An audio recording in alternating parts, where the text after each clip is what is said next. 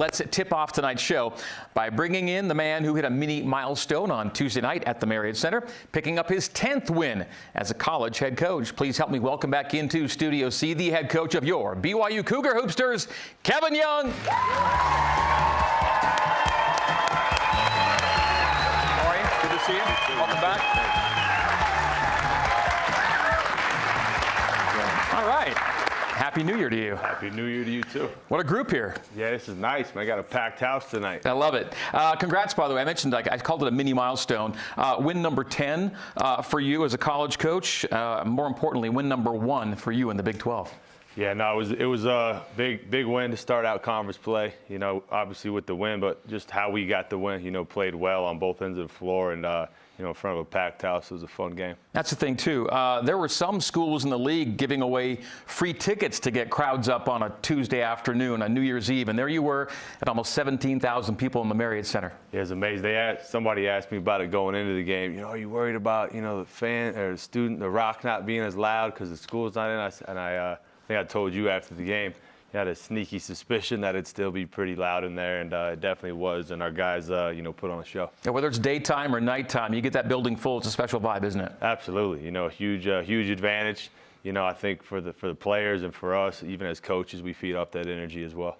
And it was nice to have a full complement of players back, too. It was kind of in and out lineups for you with them injuries, but it seemed like right as you had that holiday break, left enough guys enough time to get ready to go for league. Yeah, I mean, you never want to have injuries, you know, but the way that the schedule worked out, it was kind of a soft spot in the schedule that allowed guys to get, you know, the rehab and get time back, you know, in practice before they were back on the floor. And I think, you know, even when the guys were out, it opened up the door for some opportunity for some other guys.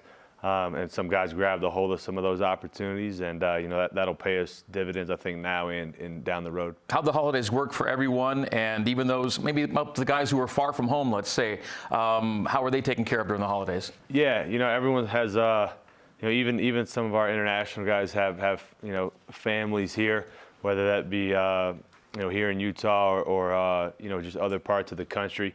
So everybody was well taken care of, had a nice break, and you know, came back, you know, rejuvenated. All right, thoughts on opening play in the Big 12. 8 games are in the books. Everyone played on either Monday or Tuesday. Get this thing underway. We saw 4 road teams winning. Great to win your home games, of course. Just your sense of the Big 12 just through a night of play, a day. Yeah, you know, trying to follow it, you know, the best I can. I'm watching, you know, tons of games and looking at scores, looking at box scores and things like that. You know, for probably the most impressive one, I think West Virginia going to Kansas and knocking them off. You know, they had some travel issues getting in there late, and, you know, no excuse type mentality for them, so that was impressive. But just the league as a whole, you know, it's a tough league, as we've talked about a lot. And, you know, it's great to get it kicked off, and for us to be able to be a part of that, you know, kickoff weekend on the winning side was huge. BYU knows how good it feels to go into Lawrence and get a win. BYU did that last year when the Jayhawks were on a 19-game home win streak. The team you're playing this weekend, we'll get to this in a bit, is on an even longer home win streak. There are some great teams with great home courts in the Big 12. Absolutely. You know, and I was listening to another coach in our league talk about just that earlier today. It's a well-coached league, and it's a major home court advantage league, you know, which for us, obviously, we have a major one here. But, you know, as it relates to this home road, you know, I'm pretty vocal about my disdain for the sort of, I don't know, just succumbing to, it's a road game, you're going to lose. Conceding that it's just tougher to win on the Exactly. Yeah, I've just never, ever since I got into coaching, has never sat well with me. You know, to be a good team, you got to win on the road, period. And so we try to take that mantra. You know, I think we're all still stewing off what happened in Providence, and it's really propelled us in other areas in terms of schematics, and I hope it propels us from an attitude standpoint as we go on the road here again. You used the word in our post-game radio conversation Tuesday. You said cadence, meaning the rhythm of conference play.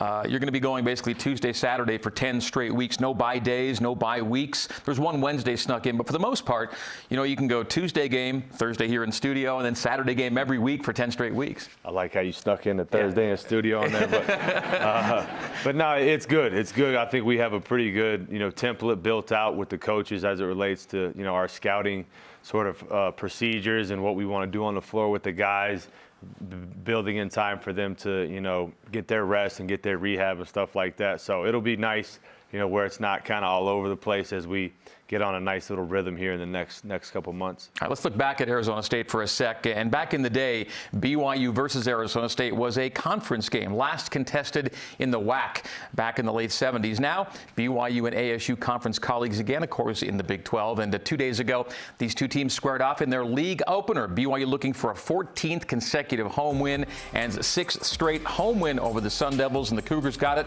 wire to wire, no less, with a 20-point win. What of the things that happened on Tuesday that you look back on, Coach, what pleased you most? Yeah, the defensive effort, not just the effort, but just how we guarded, our attention to detail, I thought was really good. It's kind of been, it has been our, biggest point of emphasis, since that Providence game that I mentioned. So to do it against a conference opponent, an opening night was good to see. It was a great day for a lot of guys, but an outstanding day for Richie Saunders. Career high scoring day for Richie. His previous high was 26. He ended up with 30 on the day. He set career highs in this one, not just in points, but in field goals made, field goals attempted, three-pointers made, three-pointers attempted. He was doing a little bit of everything everywhere. Yeah, he's a guy who's extremely efficient. Really does a good job of playing within our style, doesn't force a whole lot. I think the thing about Richie, before I even took this job, when I was studying the roster, was just how quick he can get shots off. So you pair that up with guys like Dallin and Yegor that can really pass the ball. He's definitely a beneficiary of our ball movement and that high-level passing, as you see there. But give him all the credit in terms of being able to deliver. Richie's his own guy, and we're not going to belabor the comp, but because you brought it up, and I really like it, I kind of been taking a little more note of it, is the whole Alex Caruso comparison. And we threw some numbers up to kind of compare their careers. Of course, one much longer than the other at this point, and as it turns out, they're both wearing headbands in our visual right there. But clearly, this is a guy that has turned himself into a really valuable pro. You see on the right. And you maintained from the get-go in this thing that you said, yeah, Richie's, I think, an NBA guy, too. I do. Alex kind of, had to grind his way to get that, along with the contract he just signed. But, Richie's a guy that both of them have just, uncommon motors, and that's kind of how they made their mark. I think Richie's naturally a better shooter that Alex has to really work to become the shooter that he is now. But, yeah, I see a lot of similarities there. It was funny enough. The shoot around we had or practice right before that game, there was a couple of scouts that came, and I was, hey, they're obviously here watching Yegor and Can. I said, hey, man, we got a couple other guys you might want to look at too, and was talking to him about a few of the other guys, and Richie was one of the guys I mentioned. So the scout texted me after the game and made me look good, let's say that. Yeah, then he goes out and scores 30. Yeah. Absolutely. By the way, our check of stats and highlights presented by Intermountain Health. Let's get to some other guys from Tuesday. Cannon Catchings. The other guy in double figures for you on Tuesday was Cannon Catchings. 11 points, made 3 threes, had a couple of rebounds, a block shot as well. Double figures scoring now in 3 of his last 4, and he's made at least 1 3 in 11 of his 12 games played this season. Here's a great chase down block. Yeah, his athleticism, him and Kaba athletically are just on another level. With that right there is what we've been on him about the most in terms of catching and shooting. You see him going 3 of 7 from 3. I want him to shoot as many catch and shoot threes as he can. And I think with his feet set and his high release and his size like that clip right there, he can't get enough of those up for me. So on him about that quite a bit. All right, Kaba Keita had another double-figure rebounding game, I should say. Almost a double-double for him. He ended up with 9 points and 10 boards, a block shot. Double-figure rebounds now 5 times in 12 games played. And in those 5 games, BYU is 4-1, not coincidentally. And he had a little ankle problem early in the year. He's kind of played through that, looking good again. Yeah, he is. He's, and I think this is the clip. Yeah, that passion right there. I actually sent him that clip yesterday, actually. It was just like, love the passion. He's a quiet guy, but when he gets in between the lines, he's a big-time competitor. His rebounding has been unbelievable this year. I think he's starting to come into his own just a little bit more, playing off other guys and finding ways to score as well. How nice is it as a coach to have a Kaba Keita and then a different kind of 5 in Foose to come in? Yeah, it's awesome. It's a big luxury, particularly with, like our guard play. I think Yegor and Kaba have a nice pairing, and then Dallin and Foose have a nice pairing, on top of, Foose being able to score down low, but also be able to kind of facilitate offense through him. But the other thing I love about those guys is they're just so selfless. They do tons of stuff that doesn't show up on a box score. Tons of interior screens where they're kind of walling their guy off, and you see our guys walking in for a layup. That's not just a coincidence. You know, we work on that. We talk about that a lot, and those guys don't get the credit they deserve. Those kinds of wall-offs don't count as assists, but they're kind of assists. Absolutely, yes. They're selfless because they don't show up in the stat sheet. They don't show up in a box score. So if you ever come to one of our film sessions, you will definitely see it come up in those film sessions for sure. One other guy we want to isolate is our in-studio guest tonight, Dawson Baker. He scored 9 points, 3 rebounds, 5 assists for Dawson as well. He scored in double figures in 4 of his last 5, nearly another double-figure scoring game for him against ASU. And he's played 20 minutes or more in 5 of your last 6 games as well, really settling into a defined role you've got for him. Yeah, he has. And, you know, he's a guy that's kind of coming in early for me. Weren't sure what to expect just because of the injury and how quickly he was going to be able to get his feet underneath him.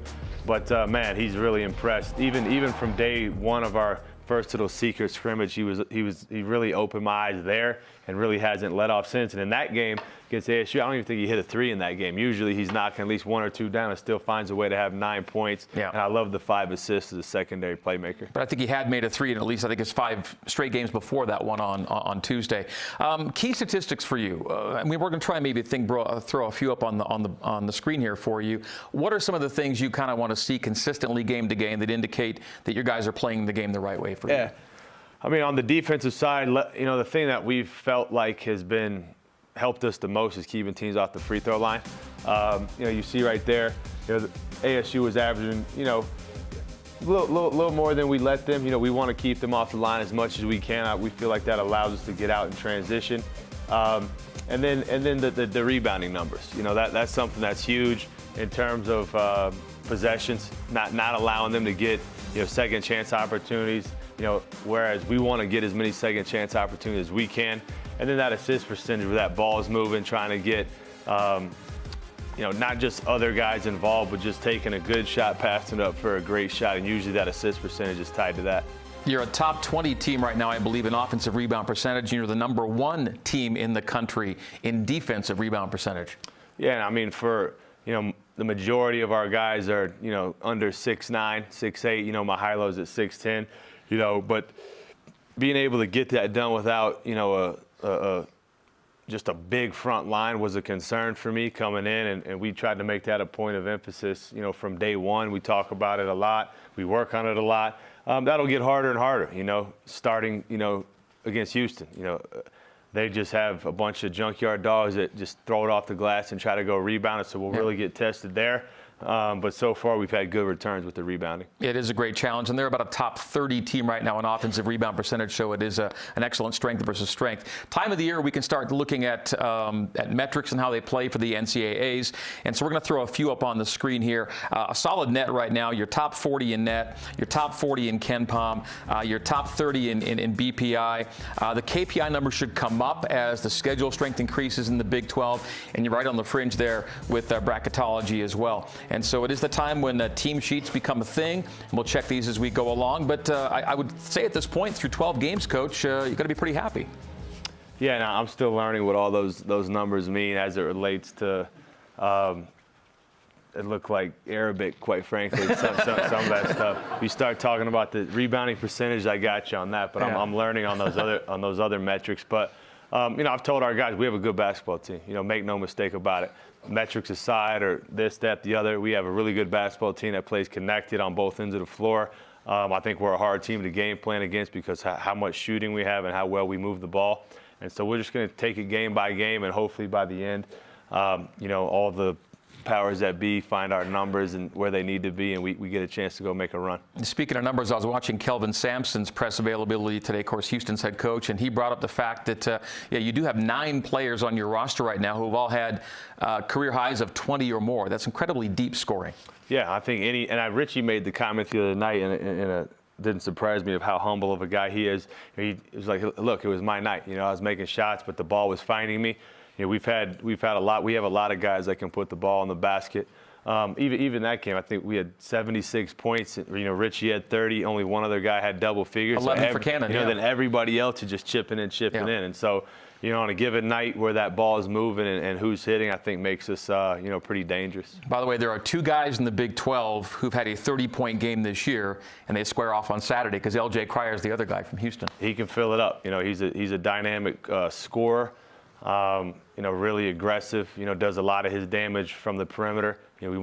We'll talk about game plan for him and what we want to kind of force him to do. But yeah, it'll be a good battle with him and a lot of our guys as well. A good segue to our schedule check. And with that 20-point win over ASU, BYU now 10-2 on the year. They win the Big 12 opener for the first time in 2 years. Of course, their second year in the league. They lost the home opener last year to Cincy. Got the one against ASU. All right, a good boost in KenPom and KPI and all that good stuff. And here's what's up for BYU. Take a look at how the first month and a bit unfolds for you in the Big 12, Coach. You got the ASU win. These next 3 games, again, back to the Arabic, they're all quad 1 games for you, the next 3. Yeah, so quads I'm good on. It's the KPIs and all that things. But yeah, no, it's a good challenge. It's obviously taking it 1 game at a time. Houston is a tall task, especially on the road, given how much success they've had there. But we feel like we're ready for a challenge against that team and against their style of defense, and then you'll look to take care of business after we get through that one. Texas Tech and TCU next week. All right, good first segment. As we break, this is your reminder that your day-to-day Cougar sports play-by-play happens on BYU Sports Nation. Join Spencer and Jerem weekdays at noon Eastern on BYUtv and BYU Radio. When we come back, freshman Yegor Demin is profiled in this week's Deep Blue feature as BYU basketball with Kevin Young continues. Stay with us.